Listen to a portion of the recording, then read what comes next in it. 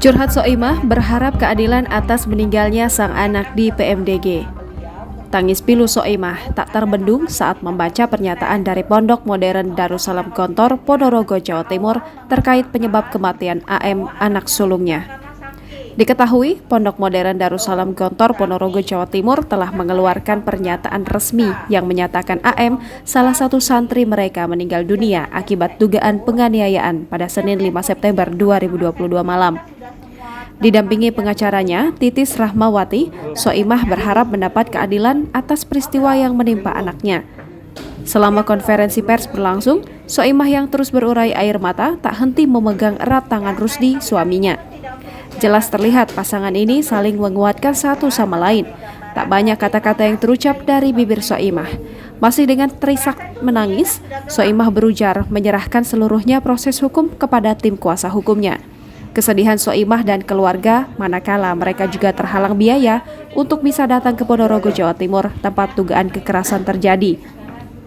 Kuasa hukum Soimah, Titis Rahmawati, mengatakan anggota kepolisian dari Polres Ponorogo yang menghubungi perwakilan keluarga dan mengungkapkan sudah ada 7 orang saksi diperiksa atas peristiwa tersebut. Diberitakan sebelumnya, Soimah adalah ibu yang mencari keadilan atas tewasnya sang anak sulung AM ketika menempuh pendidikan kelas 5I atau setara SMA di Pondok Modern Darussalam Gontor 1, Kabupaten Ponorogo, Jawa Timur. Dia mendapatkan kabar anaknya meninggal dunia dari pengasuh Gontor 1 Senin 22 Agustus 2022 sekitar pukul 10.20 waktu Indonesia Barat. Kasus ini menjadi sorotan publik ketika Soimah menemui langsung dengan pengacara kondang Hotman Paris di Palembang 4 September 2022. Kasus itu kini ditangani oleh Satuan Reserse Polres Ponorogo. Dikutip dari Kompas.com, Selasa 6 September 2022, korban dalam dugaan kekerasan tersebut berjumlah 3 orang. Satu korban meninggal dunia berinisial AM yang merupakan anak Soimah, santri asal Palembang. 2 santri lagi masih menjalani perawatan di rumah sakit. Depan mau dilakukan apa, Bu? Ya, kan kita sudah bersinergi dengan pihak kepolisian tadi dan polisi sudah menanggapi.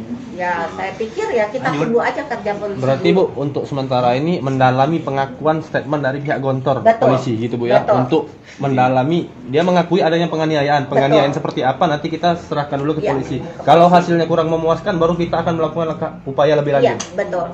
Oke. Saat ini apa yuk? Sedikit aja yuk.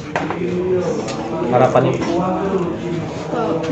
Harapannya mungkin aku berharap ini tidak kondisi seperti ini tidak terjadi lagi. Cukup di anak saya. Cukup di anak saya. Aku kepengen dunia pendidikan jangan pakai kekerasan, jangan pakai fisik. Cukup di anak saya. Terhadap pelaku.